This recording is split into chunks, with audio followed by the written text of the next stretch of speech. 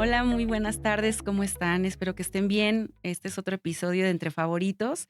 Y el día de hoy tengo el honor, el gusto, el placer de estar acompañada por el nada más y nada menos que el fiscal o el titular de la Fiscalía Especializada para la Atención de Delitos Electorales, Daniel Osorio Roque, quien estoy segura que nos va a dejar muchas aportaciones, una visión más fresca, una visión un poco más clara, más amena de todo lo que implica la labor en la que él participa y sobre todo, ¿qué hace esa fiscalía?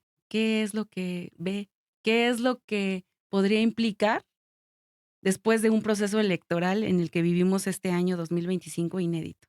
Bienvenido, muchas gracias, fiscal. De verdad estoy muy contenta y muy agradecida con usted que como le comentaba hace rato, después de una agenda que debe estar precisamente por este año que se vio inédito y que ahorita platicaremos, que nos conceda este tiempo, sobre todo para charlar eso que hace un fiscal ahí en materia electoral. Buenas Bienvenido, tardes, un muchas gusto. gracias. Al contrario, gracias a usted por la invitación. Muchas gracias. Bueno, pues para entrar en materia, este año, precisamente 2025, fue un año inédito, un año en donde creo que nunca nos hubiéramos imaginado que iba a haber una reforma judicial en el sentido de someter a elección a jueces, magistrados y ministros. Y entonces, cuando hablamos de eso, se cambió todo una perspectiva, se cambió todo un paradigma de cómo veníamos conociendo a los jueces, magistrados y ministros, pero no solo quedó ahí, no solo quedó en eso, sino que también ahora se ven involucradas otras instituciones, dependencias, organismos, en donde a lo mejor su intervención, claro que estaba ahí, pero como con otros enfoques diferentes, un enfoque donde el poder judicial quizás estaba un poquito más, no a la vista totalmente como tanto local como federal, el poder judicial tanto local como federal, no lo teníamos tan a la vista estas dependencias, ¿no? O ustedes esas funciones. Entonces, sí me gustaría escuchar, y yo creo que a todos, su perspectiva, su punto de vista con esto de la reforma judicial, máxime en como titular de una fiscalía que precisamente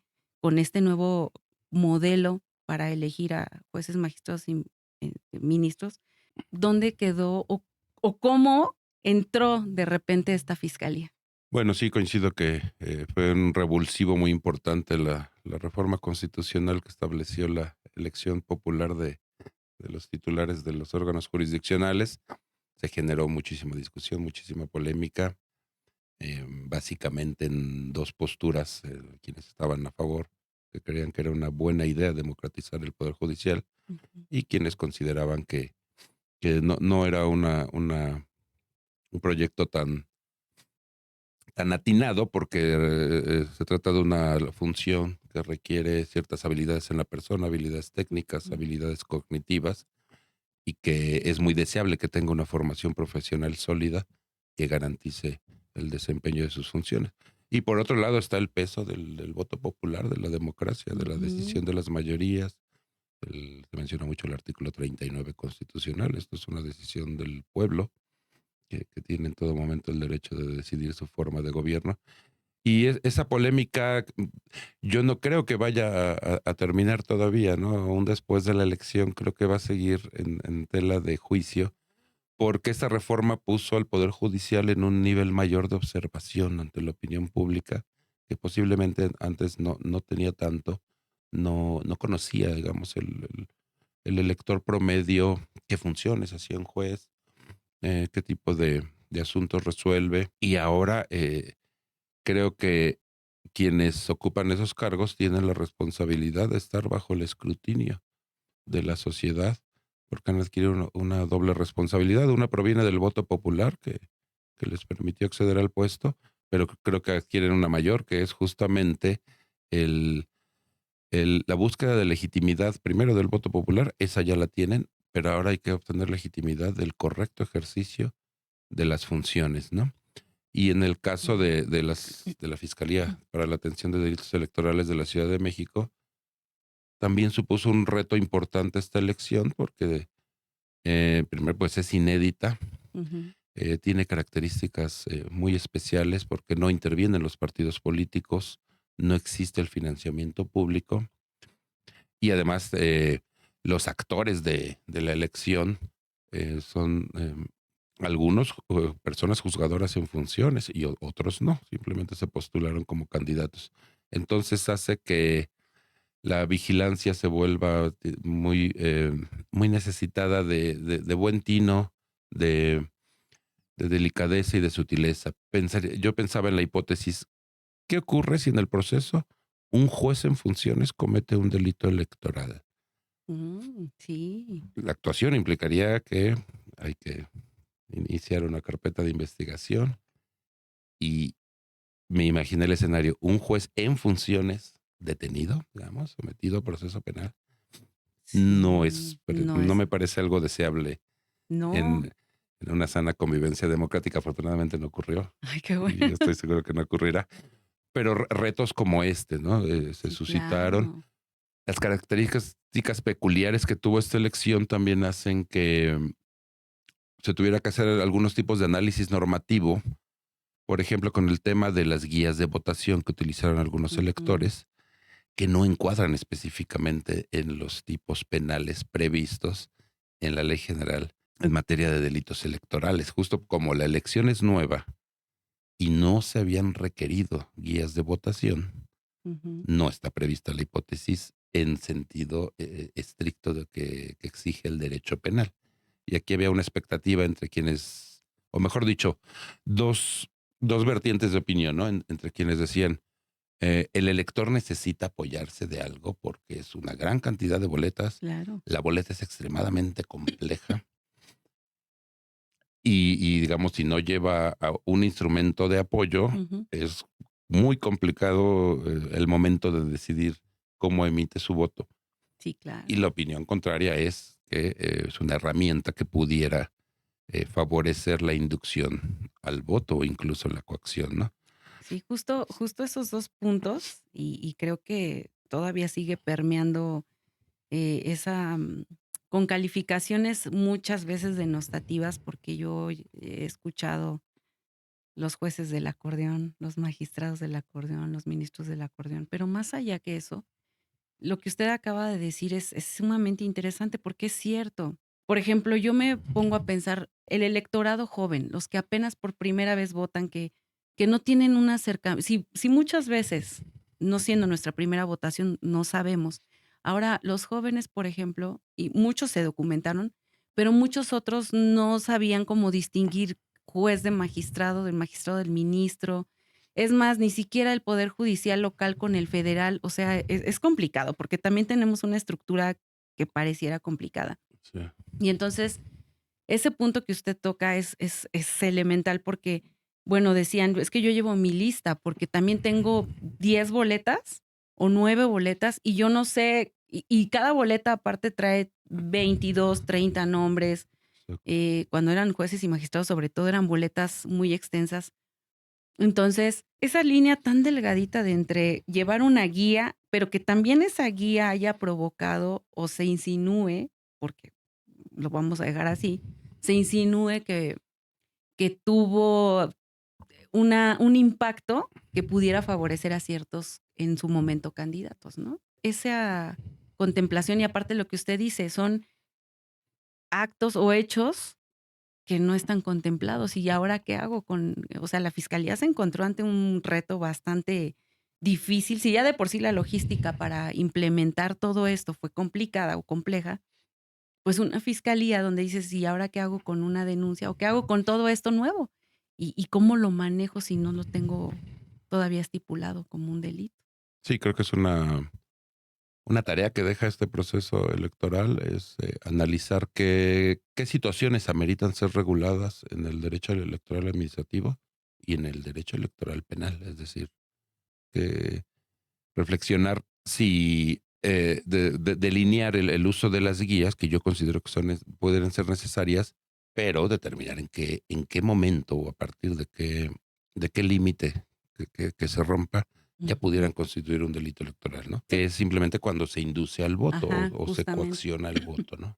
Y, por ejemplo, ¿usted cómo vería esta idoneidad de los candidatos, de los que van a impartir? Porque Ahora, con esta nueva reforma constitucional en el Poder Judicial, hubo la oportunidad de que personas que quizás nunca habían estado en el Poder Judicial, porque anteriormente se acostumbraba tanto en el local como en el federal, cursos, se iban haciendo exámenes, era otro tipo de preparación.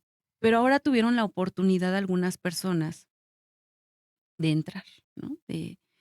Y yo, por ejemplo, escuchaba a las personas, por eso me parece muy valiosa su aportación y su opinión, porque yo escuchaba en la calle que decían: "Qué bueno que ahora vamos a elegir a nuestros jueces magistrados, porque queremos nosotros ejercer esa democratización que usted habla". Pero también algunas otros sectores decían: "No, porque ahora ya no van a hacer examen y van a llegar por el voto popular", pero yo, al menos en mi perspectiva, creo que estaba encontrada la situación de la idoneidad o de la preparación de un candidato ahora por voto popular, como que muchos lo interpretaron que quizás no estaba preparado.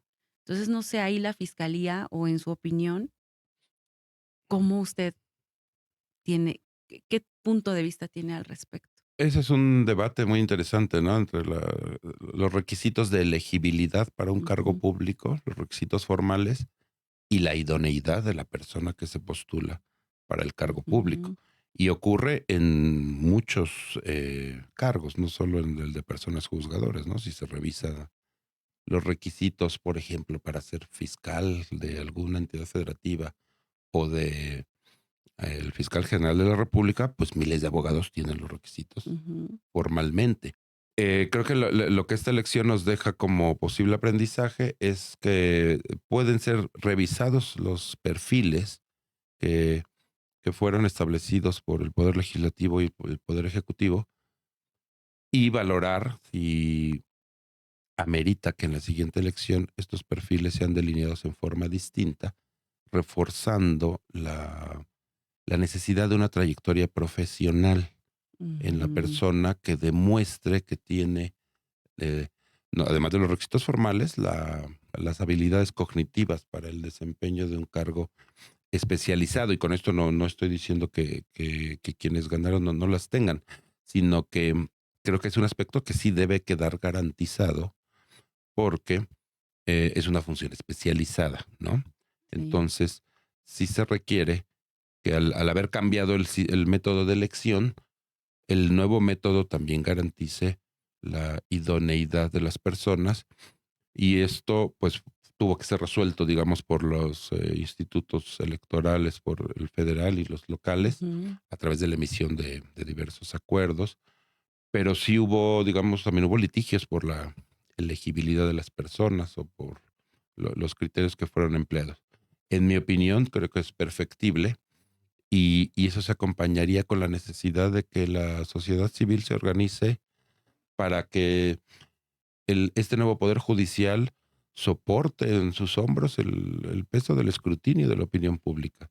Tiene que ser un poder judicial que responda a las expectativas de esta reforma, que es una reforma, en mi opinión, para el pueblo, en beneficio del pueblo, no en ujú, beneficio de otro grupo de abogados que llegue a los cargos, sino tiene que ser en beneficio de la administración de justicia y esto implicaría eh, que se maximicen los mecanismos de vigilancia del desempeño de las personas juzgadoras y se establezcan también instancias de participación ciudadana que, eso digamos, es interesante, sí, que puedan opinar, que puedan hacer ujú, estudios, observatorios, que las asociaciones civiles, las barras de abogados se comprometan en la observancia de las funciones del nuevo Poder Judicial y sí, que se hagan aportaciones, ¿no? En este momento, más allá de que puede uno tener la opinión de que la reforma nos parezca bien o no, pero en este momento creo que hay que apoyar, hay que observar, hay que vigilar, hay que criticar, hay que hacer propuestas porque pues es esencial, ¿no? Para la vida del país, el buen funcionamiento del poder judicial. sí, porque no nada más es ir a votar y, bueno, ya están ahí los que quedaron, ¿no? A decirlo de una forma coloquial. Pero lo que usted dice es interesante porque sí es cierto, debe haber la oportunidad de criticar o de soportar, esa frase me gustó, de soportar el escrutinio, Y eso solamente ese soporte lo pueden dar las mismas capacidades, porque justamente esas capacidades o esas habilidades cognitivas o cualquier habilidad de estas personas tienen que soportar eso, justamente ese señalamiento de los que allá afuera van a reclamar, yo voté por ti, ¿no? Y siempre lo hemos visto a lo mejor en el tema más del ejecutivo o del legislativo, donde, sobre todo más del ejecutivo. Pero justamente ahorita que estamos en un ejercicio nuevo, pues sí es cierto. Habría que darle, nosotros mismos los que estuvimos de a favor o los que no estuvimos a favor, justamente crear este tipo de organizaciones y criticar y hacer señalamientos. Y a lo mejor sí las hubo, pero lo que estoy entendiendo, quizás de su punto de vista, es una presencia un poco más, más visible, o no sé si con más fortaleza, porque cuando uno sale a la calle y habla de la reforma judicial, en su momento, pues había muchas personas estaban a favor y decían sí, pero de repente va uno al sector de los abogados de litigio y muchos de ellos decían que no. Y creo que todo se resume a una palabra que es la confianza. Quizás la pérdida de la confianza implicó para muchos esta reforma judicial. Entonces, pues en ese mismo sentido, ¿cuáles fueron los retos o a lo que usted se enfrentó ahora como fiscal? Que es una fiscalía realmente nueva, pero todavía peor aún en este año 2025 fue un reto grande, enorme, porque atravesamos por un momento histórico de elección de los miembros del Poder Judicial, tanto local como federal. Y entonces, ¿usted qué reto tiene así como que fue en este año que usted dijo, fue el mayor reto con esta reforma judicial? Yo creo que son varios. El primero es que la elección fuera pacífica. Creo que ese era un reto de las autoridades Mm, electorales y afortunadamente eso se logró. Un segundo reto muy importante era si ante las características especiales de esta elección, los institutos electorales, las fiscalías electorales y los tribunales electorales iban a poder eh, responder a las expectativas. En mi opinión también se está logrando. Creo que lo lograron los institutos electorales, los tribunales también y las fiscalías especializadas en delitos electorales. En general fue una elección pacífica y creo que eso habla de mucha madurez sí, porque del aparte era electorado. express, tenían el reto de la rapidez de ya es la elección en tantos meses, tenemos que revisar tantos perfiles, o sea, como usted dice, fue todo los institutos electorales, las fiscalías, el tribunal, o sea, fue de, pues, tenemos que hacer todo esto de una manera conjunta y rápida, porque no hay tiempo, porque de repente, pues, estamos de alguna manera estrenando esta nueva forma de elección de estos operadores jurídicos a partir del 1 de septiembre para acá. Prácticamente es nada. Entonces, también otro tema que yo quisiera comentar con usted respecto de este tipo de reforma judicial, yo vi mucho énfasis en los institutos electorales del tema de la violencia de género y ahora en la política.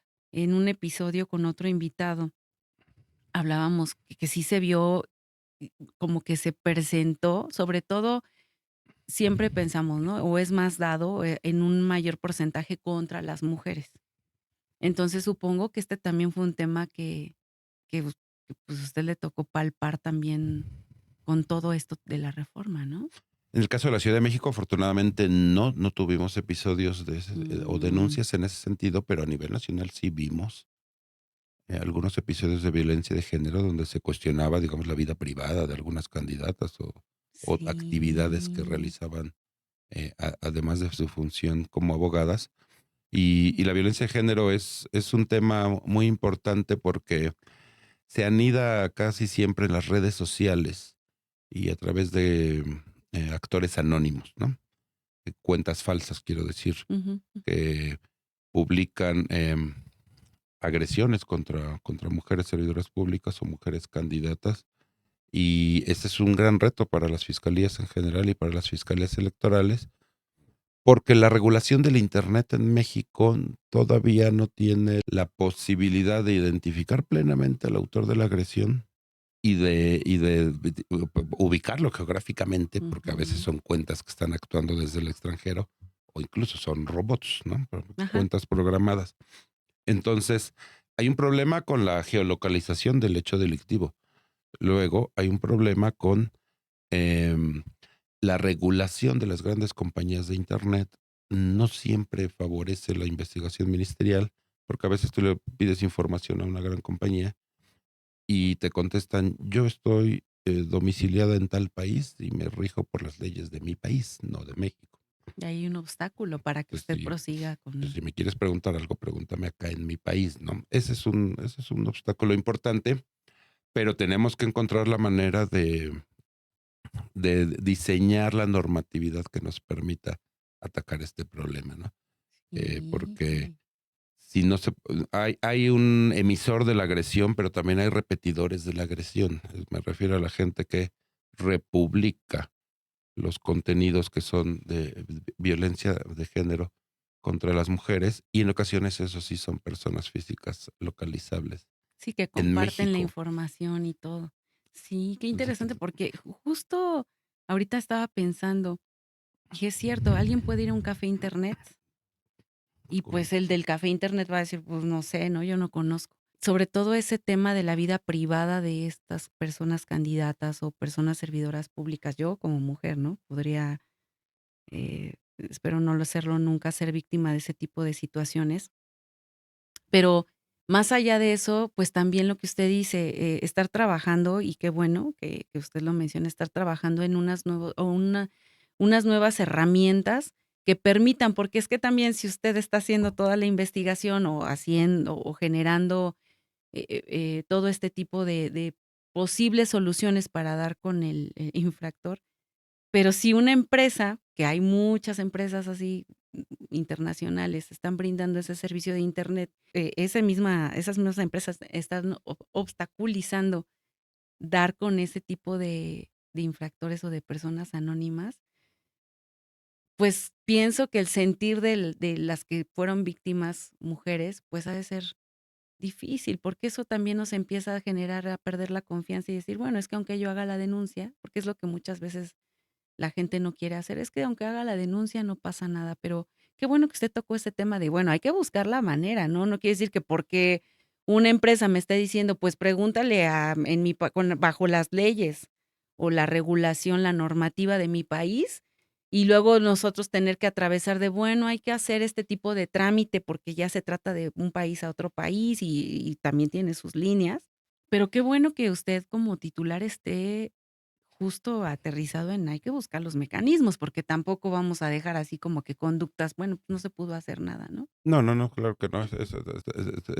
Sí hay a veces en algunas investigaciones una persona física perfectamente identificable que es emisora de la violencia, productora de la violencia de género. Puse el ejemplo de redes sociales Ujú, porque es lo en más, una ¿no? hipótesis donde puede no ser tan sencillo, pero hay ocasiones en que sí es muy sencillo, ¿no? Y otro reto importante es la tipificación en el ámbito penal de la violencia de género, Ujú, porque en ocasiones riñe con la libertad de expresión. Determinadas expresiones pueden ser la crítica a una servidora pública, pero también a veces puede constituir violencia de género. Eh, a nivel teórico el límite está muy claro, pero ya cuando nos toca analizar determinadas publicaciones, no siempre es tan sencillo distinguir entre, digamos, una crítica muy acre, una crítica muy dura a ujú. una mujer servidora pública o a una mujer candidata de de cuándo es libertad de expresión y cuándo ya está constituyendo violencia de género. Eso está interesante porque cualquiera pensaría, bueno, aunque sea candidato a servidora pública, pues se da igual, y no, ¿no? De alguna manera usted está diciendo, hay una distinción entre cuando son servidoras públicas a cuando son candidatas, Sí, ¿no? digamos, una mujer servidora pública no está exenta de la crítica Ujú, social. Lo que tiene protección es que esa violencia se dirija a su vida sexual, a su orientación sexual, a su identidad de género, ujú, a características físicas. También de eso existe muchísima violencia en redes sociales, ¿no? De las características físicas de una persona, ujú. estereotipos, ¿no? Que discriminatorios. Y el reto creo que aumenta ahora con la herramienta de la inteligencia artificial, ¿no? Oye, ese es otro tema también que para usted debe ser bueno, y aparte le sumamos la inteligencia artificial. Donde pueden incluso crearse contenidos falsos, digamos, Ujú. ¿no? Audios con Una la misma voz, audios, ¿no? exacto. Y es más, la imagen. O la persona haciendo determinada cosa, o mejor dicho, la imagen de una persona haciendo algo que es totalmente irreal, ¿no? Que es creación de un Y sistema informático, de un programa informático. sí ha de ser ese tema de la inteligencia artificial que ha traído como estamos como que en este boom ahorita, y supongo que en la fiscalía, pues, ha de ser, no sé, un reto ahorita muy complicado, de los más, a lo mejor, más complicados que usted tiene como titular y con todo su equipo.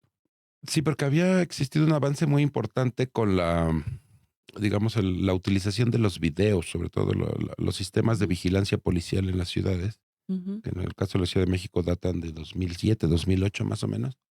Había sido un gran avance, porque ya ujú. tengo un video de un hecho ocurrido en un lugar público y se empezó a utilizar como dato de prueba en forma masiva en muchas investigaciones. Ahora el problema es que si no proviene de los sistemas de vigilancia de las ciudades, yo aporto un video donde alguien está cometiendo un delito y, Un video con y el celular, ¿no? exacto. Y ahora existe la duda del nivel de confiabilidad que tiene ese material, ¿no? Y si fue producido con inteligencia artificial o no. Entonces sí va a ser un reto muy importante Y, por ejemplo, de usted todas las como fiscalías. sí, ¿no? Como titular, porque alguna vez ahorita recordé que una persona me dijo: "Es que para que se evite la violencia de género", me lo dijo una mujer, "a mí me daría más confianza que fuera una titular mujer, porque me puede comprender más". O sea, quizás se siente más identificado. Nosotras como mujeres pudiéramos decir, yo me siento como con más confianza, ¿no? O me siento que puede entender más la situación una mujer que a lo mejor un hombre. No sé ahí si le ha tocado, pues, seguramente sí, ¿no? Porque, em, también ustedes tienen un reto muy difícil cuando con esos temas tan sensibles, en la que nos encontramos puras mujeres y que a veces quisiéramos, un titular o un representante que fuera de nuestro mismo género, ¿no? Entonces, no sé ahí usted qué opinión tenga al respecto. Seguramente fue para usted también complicado. Yo Bueno, so- en este tema específico de sí, violencia contra la mujer. yo soy de quienes piensan que en general sí es favorecedor que sea una mujer Mm, quien atienda en forma directa a una mujer víctima, no solo en violencia política de género, también en violencia familiar, ujú, en violencia sexual. Y lo que hacemos en la Fiscalía de la Ciudad de México, en la Fiscalía de Delitos Electorales, es que al frente de la unidad de investigación que atiende de violencia de género son compañeras mujeres. qué Y bueno. eso es intencional porque yo sí creo que es variable el nivel de sensibilidad y el nivel de comprensión Ujú, de, de la violencia hacia las mujeres en una mujer y en un varón. No es que los muy varones no bien. lo entendamos, Ujú, pero no se tiene la experiencia de qué que, buena de que, de respuesta. que, de que por género me hayan discriminado. Ujú. Pues generalmente no. En los varones es raro Sí, o casi imposible que se ocurra. por eso se lo pregunté, Históricamente la mujer sí ha sufrido. y me Digo, gustó su está respuesta. fuera de duda que ha habido discriminación Sí, históricamente hacia porque las mujeres en en muchísimos sentidos. culturalmente y socialmente. Y yo sí creo que Sí, es porque por eso se favorable lo que una mujer pregunté, atienda.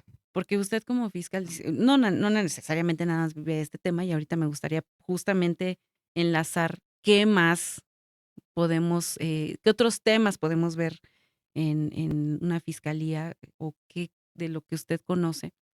Pero justamente no nada más ve la violencia de género, ve muchos temas, ahorita los vamos a ver, pero por eso se lo pregunté, porque pienso, y cuando me lo dijo esta persona, me dijo: "Es que a mí yo me sentiría un poco más tranquila o un poco más comprendida", y a lo mejor yo también, ¿no? Como por eso me gustó su respuesta que dice: "Sí, sí lo veo favorecedor y creo que podemos entendernos un poco más". Y justo le dio al clavo, porque por cuando uno es víctima de ciertas conductas, pues, no es lo mismo a lo mejor como las vive un varón, como usted dice, por no es supuesto. ni el mismo impacto, ¿no? Porque a lo mejor, lo que usted tocaba ahorita en las redes sociales, con a las mujeres hay calificativos muy de diversas índoles, muy agresivos, que pueden cambiarle, a una mujer de verdad su forma de ver la óptica. Hay que estar muy hacer mucha labor para que uno se mantenga como en un nivel un poco más, prudente y decir no engancharse en ese tipo de comentarios, ¿no? Que a lo mejor un hombre, ¿no? Son diferentes los calificativos, son diferentes las formas de cómo pudieran expresarse, en este caso, de un candidato a una candidata, ¿no? Exacto. Porque como usted tocó el tema, más, en el tema sexual, el tema de los aspectos físicos, porque a lo mejor un hombre dice: "Bueno, a mí no me causa más allá si hacen un señalamiento de mi físico", ¿no? Pero a lo mejor a las mujeres sí, ¿no? Sí, por Es supuesto. es complicado. Y rara vez a una persona candidata varón, muy rara vez se le cuestiona su vida sexual, por ejemplo, Exacto. y a las mujeres sí. A una mujer Sí, candidata sí. sí, entonces Esa es justo la diferenciación, ¿no? Que produce la violencia de género. y qué bueno que usted tocó el tema, me agrada porque yo como mujer se lo digo. Difícilmente y qué bueno también para los que nos vean y que vean que no por usted ser varón, este tema sea bueno ya, pero, sexualmente, pues bueno, así hacen comentarios, en cuanto al tema sexual en las mujeres. No lo dijo de una manera sensible, a mí me pareció así, que usted diga, bueno, es Ah, que no es lo mismo y casi no hacen comentarios a un varón con ese tipo de temas, a ujú, una mujer, ¿no? Eres esto, y si llegaste ahí es por esto. Y qué difícil, porque no está la gente enfocada en tus virtudes, o tu preparación, o tus habilidades exacto. cognitivas, y me parece que también mucho se dio porque yo recuerdo que ahora con esto de la reforma, hablaron de poder denunciar conductas en donde se pudiera cuestionar no tanto la honorabilidad, pero a lo mejor sí el desempeño, y mucha gente lo confundió con: "Ah, hay que decir que se comporta así esta mujer", ¿no? Cuando dices: "No, espérame", o sea, no iba por ahí, eran otro tipo de conductas, a lo mejor que trastocaran la ética, ¿no? Exacto. Pero no la forma en cómo tú puedas conducirte o relacionarte con otras personas.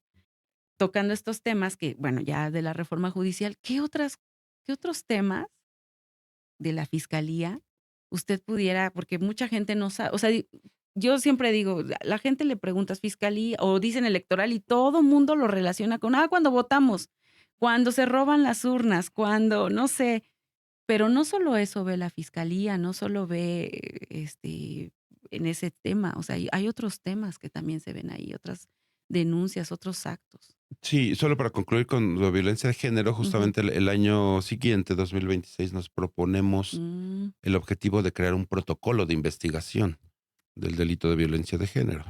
qué No bien. existe un protocolo, está previsto como delito, Es una pero propuesta, la sí. investigación puede ser compleja porque los delitos electorales se persiguen de oficio según la ley. Pero en materia de género, y esto es una opinión personal, Ujú. no como servidor público, creo que es importante que la persona denunciante tenga el deseo de que se inicie una carpeta de investigación, porque vendrán varias pruebas periciales. Si se Mm. iniciara de oficio, puede llegar el caso en que la mujer víctima no desee iniciar una Se carpeta siente de trastocada en investigación su intimidad. Ujú, o porque le trae otras consecuencias ujú, diferentes o decir, mm, por ejemplo, si es una mujer candidata, no necesariamente le quiero dar, digamos, reflectores a quien me está agrediendo ujú. y si lo denuncio es como, perdón, lo voy a decir muy coloquial, como a hacer grande al agresor, me conviene más ignorarlo o simplemente es mi decisión que no se investigue este este este ilícito, porque así le favorece más a sus intereses. Ese es un conflicto que tenemos, de que se tendría que seguir de oficio, pero, mi opinión es que sí debemos Un considerar poquito la opinión de que la quepa esa víctima. prudencia. Ajá. Sí, sí, Y sí. y ese protocolo, bueno, qué bueno, no se me había ocurrido, pero justo ese protocolo obviamente responde a todo lo que ustedes están viendo que bien porque ya vienen las nuevas elecciones, ¿no? Exacto. La segunda parte de esta forma de elegir a los miembros del poder judicial, tanto local como federal. Y entonces este protocolo, de alguna manera, estaría respondiendo a la serie de obstáculos que ustedes presenciaron, o más bien es una visión adelantada. Creo que serían ambas cosas, ¿no? Recopilar cuál es la experiencia en la investigación de delitos de género y estandarizar su investigación, y también pensar a futuro cuáles son los retos que debemos afrontar como investigadores, eh, incluso incluyendo revisión de normatividad. Eso no iría en el protocolo, por supuesto, ¿no? Ajá, Pero hay que analizar si la normatividad está, también si está siendo suficientemente explícita. Porque también ocurre al contrario, que a veces una persona, una mujer candidata o servidora pública recibe una crítica en la opinión pública y muy válidamente desde el aspecto subjetivo lo interpreta como violencia de género. ujú, Dice, estoy sufriendo violencia de género. Y si analizas el contenido de lo que ella interpretó como agresión, a veces es críticas exclusivamente a su función pública, okey. exclusivamente a su función pública, pero subjetivamente es vivida como violencia de género. Sí, sí, porque tenemos, justo esa línea tan delgadita de, a ver, ¿hasta dónde llega tu libertad de expresión de emitir una opinión de la persona? A mí me parece que es un servidor público corrupto. ¿Hasta dónde es una opinión o una crítica a una violencia de género? ¿Hasta dónde llega la libertad de expresión?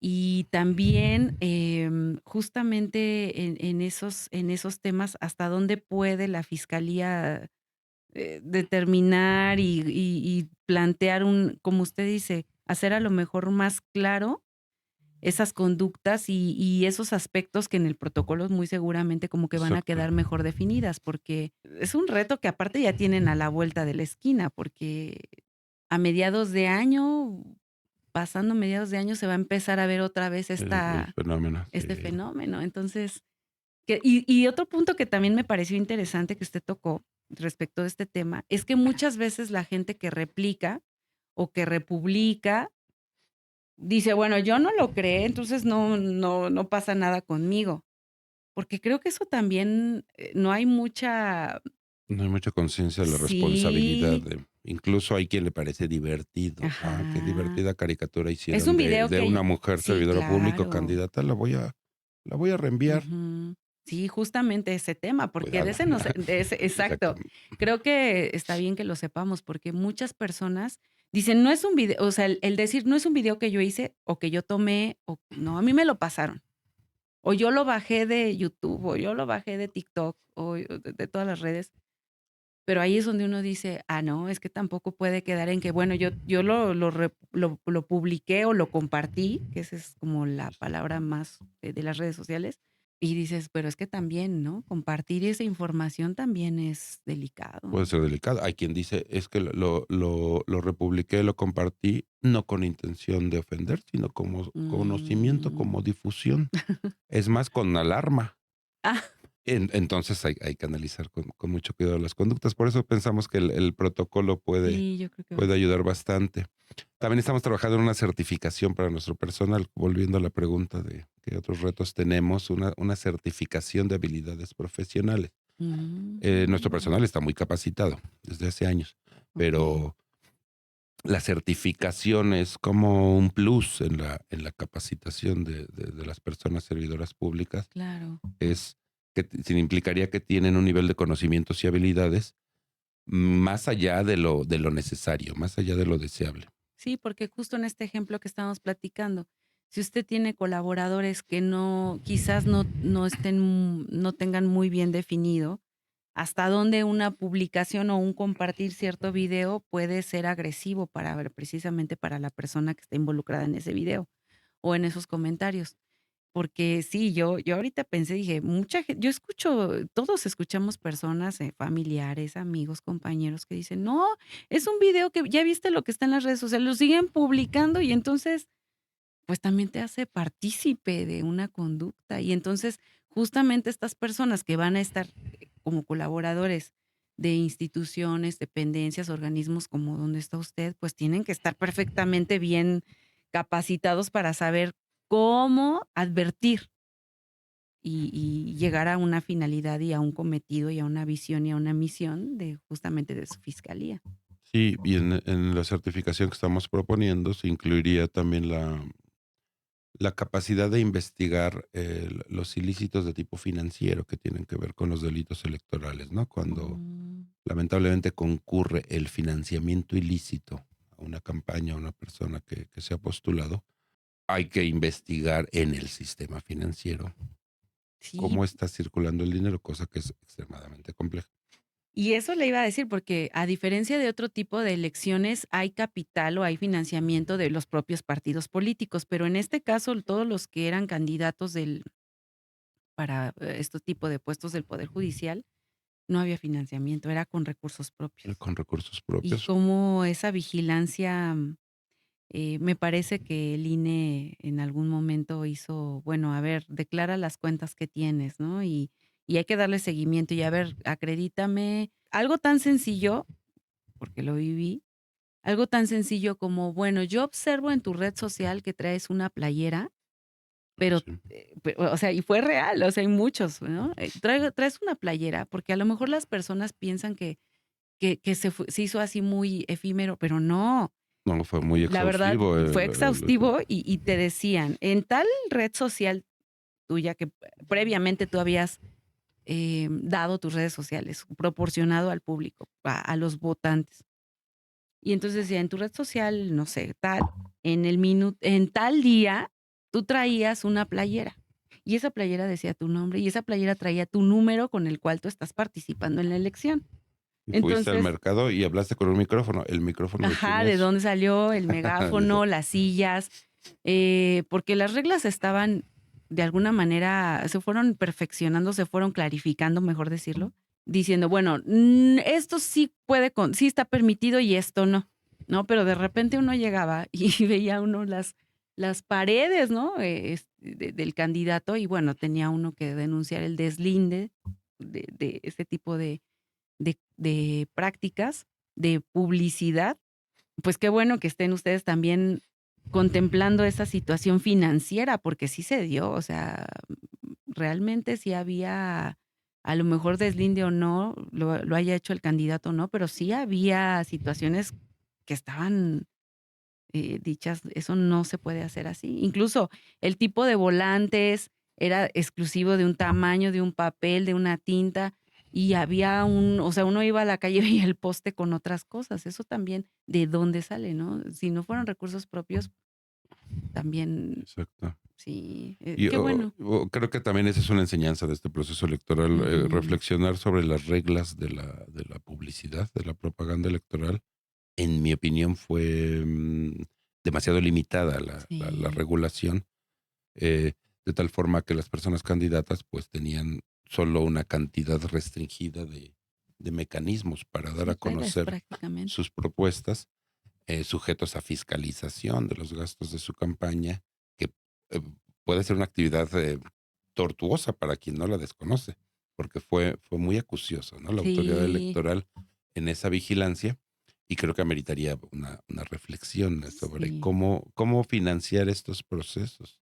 Debería sí, financiarse con presupuesto público, posiblemente, diversificar las plataformas, los mecanismos en que las personas candidatas pueden darse a conocer. Y otra gran experiencia sería la vinculación de las personas que se postulan con el territorio, porque también como fue una elección inédita, se implementó una distritación electoral ujú, donde no necesariamente la persona que se postulaba pertenecía a esa comunidad. así es. Allí puede haber una Oye, falta de vinculación, una falta de intensidad de comunicación entre, oye, vengo a ser candidato a juez de esta colonia. Usted vive aquí, no, yo vivo en el otro lado de la ciudad. Ahí puede ese es haber, un punto muy eso está muy interesante, creo interesante, que ¿no? no se ha tocado tanto ese punto, porque al menos se ha escuchado más de, oye, una diferente forma de hacer publicidad, ¿no? Como más accesible, porque sí estuvo muy limitada. Pero es cierto, el territorio también importaba. Había personas, no sé, que vivían en Milpa Alta, o más bien viceversa, que vivan en la alcaldía Cuauhtémoc y tenían que ir a Milpa Alta, donde a lo mejor nunca, esa alcaldía, pues, tiene la distinción de que todavía hay lugares o colonias, pues no tan accesibles, en el sentido de como si uno fuera, está en la ciudad, aun cuando es de la Ciudad de México, no hay tantas vías o tan fácil de acceder. E incluso yo recuerdo que también una persona me contó que había ido a este territorio precisamente ahí en Milpa Alta y que habían salido personas con machetes a correrlos. Entonces, también eso que usted dice es un punto muy interesante porque creo que no se está, bueno, yo espero que en el nuevo ejercicio se tomen seguramente se van a tomar en cuenta todo este tipo Sí. de situaciones que se presentaron y qué bueno que la tocó usted porque sí es cierto, ese territorio, sí, yo ni conozco aquí, pero bueno, ¿no? Y lo deseable es que en el futuro coincida la postulación de la persona candidata con el territorio electoral, ¿no? Sí, Para que que te exista más conozcan al menos. vinculación con el electorado, ¿no? Es, Sí. creo que muy distinto decir voy a votar por mi vecino o mi Ajá, vecina sí, porque porque lo un conozco o justo porque lo conozco no voy a votar, o también porque no puede lo ser. ajá, o porque es un mal vecino, Pero hay ¿no? una vinculación, ¿no? Hay un conocimiento y una vinculación. Ese es un reto también, la distritación electoral en las elecciones judiciales también es un aprendizaje a futuro Qué padre, muy qué aportas interesante, ¿no? sí, qué aportaciones, porque fíjese, a pesar de que usted está en la fiscalía, estas aportaciones sí deben de ser observadas. Por eso creo que, las personas que no supieron muy o que no estuvieron adentro y que no sepan de verdad, toda la fiscalización que se hizo sobre los candidatos fue bastante, a lo mejor exhausta, porque además el Poder Judicial anteriormente venía con exámenes que no hay necesidad de hacer ese tipo de revisiones, ¿no? Pero ahora sí. No sé si quiera comentarnos otros retos antes de hablar de otros campos que precisamente ve la fiscalía de la que usted es titular. Pues otro reto importante que podemos tener nosotros y que la normatividad en materia penal no considera en forma exhaustiva es la utilización o la presencia, mejor dicho, de niños, niñas y adolescentes Mm. en la propaganda electoral. A nivel Ujú. administrativo sí existen unos lineamientos emitidos por las autoridades electorales administrativas, pero en mi opinión hace falta un tipo penal sobre la aparición de niños, niñas y adolescentes en propaganda electoral, que es relativamente común esta conducta. No digo que per se sea delictiva. Ujú. Lo que digo es que hay que regular con mucho cuidado en qué condiciones pueden aparecer niños, niñas y ¿Se le adolescentes presentó a usted en la alguna propaganda situación? electoral. En la Ciudad de México, en este momento, no tenemos Ah, qué un bueno, problema ¿no? de este tipo, pero a nivel de autoridades administrativas sí existe el problema. Hay algunos ejemplos históricos de personas candidatas que, digamos, para proyectar una imagen familiar o Ujú. una determinada aura ante el electorado, pues aparecen niños al lado, niños y niñas al lado, adolescentes. Sí, son un sector Yo no digo que eso importante. sea, que tenga que estar prohibido. Lo que digo es que hay que avanzar en el grado jerárquico de la regulación de este tipo de conductas y Sí, sobre todo como por lo que fiscal mi implican los menores. pensamiento es tipo penal, no porque se tenga que sancionar necesariamente, sino porque actualmente está a nivel de lineamientos. Creo que debe tener Sí, una ese es otro regulación punto. de mayor jerarquía. Sí, es un punto importante porque también hubo precisamente, temas de candidatos que decían: "Bueno, ¿y si salgo con mi hijo?", ¿no? Ha ocurrido también, Así decían: "¿Y si salgo con el mi hijo niño a o hacer?". niña es su hijo. Sí, eso es muy delicado, pero bueno, qué bueno que usted de verdad como fiscal lo retome y sean unas propuestas o unas visiones que usted esté comprometido. Eso sobre todo, eso creo que es lo que necesitamos toda la sociedad, ver que las personas que están encabezando justamente las dependencias, organismos, instituciones o diferentes áreas del gobierno tengan estas propuestas y estén comprometidos realmente a hacerlo, porque a lo mejor las fiscalías todo el mundo dice: como que pienso que están un poco desdeñadas, pero a su vez es interesante precisamente y valioso hablar con personas que dicen: "Es que no no estemos haciendo, estamos trabajando y se está haciendo todo esto", como lo que usted me acaba de decir. Entonces, sí, finalizar a lo mejor en otros aspectos como usted ahora que está en esta fiscalía desde el 2020, ¿está? No, yo estoy desde el 6 de mayo de 2025, pero la Ah, o sea, es fiscalía reciente, la sí, ¿verdad? fiscalía sí tiene Sí, la fiscalía es del esos dos mil años veinte y usted está como titular o protesto apenas desde en mayo este. de dos mil Oh, le veinticinco. tocó justo en el punto Un mes antes de la elección, de sí, álgido. justamente ¿Y qué para y qué? añadirle complejidad. Sí.